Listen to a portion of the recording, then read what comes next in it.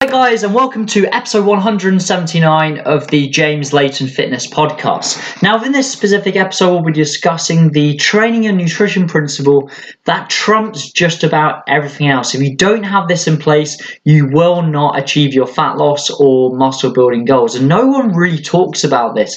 Everyone talks about specifics about the nutrition or training approach that is required to achieve their fat loss or muscle building goals, but no one talks about this unique approach that essentially, if you cannot do this, then you will not achieve your goals. And that most important factor is adherence. So essentially, your ability to be consistent with approach over a prolonged period of time is really what's going to be dictating whether you achieve your goals or not. If you don't have that in place, you will not achieve your goals. So if you look ahead 6-12 months from now and you cannot stick to your current nutrition or training approach, then you need to make a change. What you're doing needs to be you need to be able to adhere to the approach you're currently using. And that therefore means that you may need to use a slightly suboptimal approach when you're going about trying to achieve your fat loss or muscle building goals. Now, for example, let's say, you know that the most optimal approach for you is to train 5 days per week. You want to lose body fat.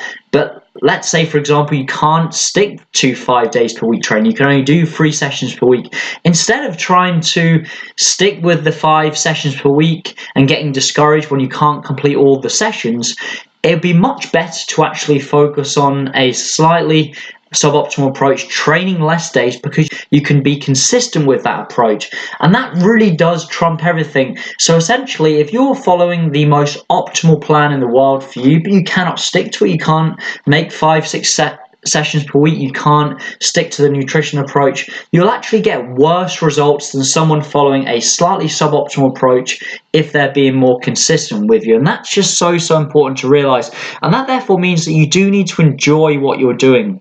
It's very, very important for you to be consistent, for you to adhere to whatever you're doing. You need to enjoy it. And that should hopefully open your eyes and think, okay, you obviously want to try and implement some more optimal strategies into your approach, but if it starts compromising adherence or consistency, then you need to change that approach immediately. It's so important to realize that this does trump everything. Your ability to be consistent with an approach over a prolonged time will change everything for you. And that therefore means you need to stop looking for the most optimal training nutrition plan. You need to stop trying to search for the next magic diet, the next magic thing, and actually start taking action on the information you've currently got available to you. Because ultimately, if you're consistent with the information you already know, you don't need to know everything. You're going to get good results as long as you're consistent.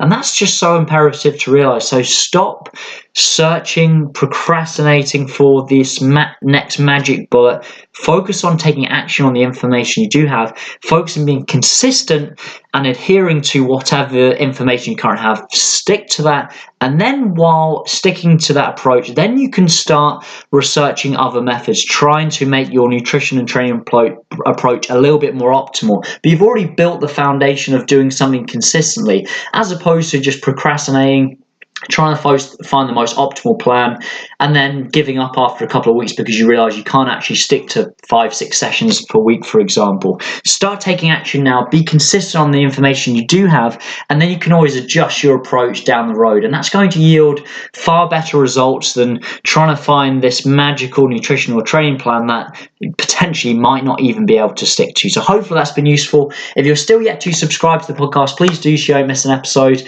Thank you very much for listening, and I'll look forward to speaking to you next week. Take care.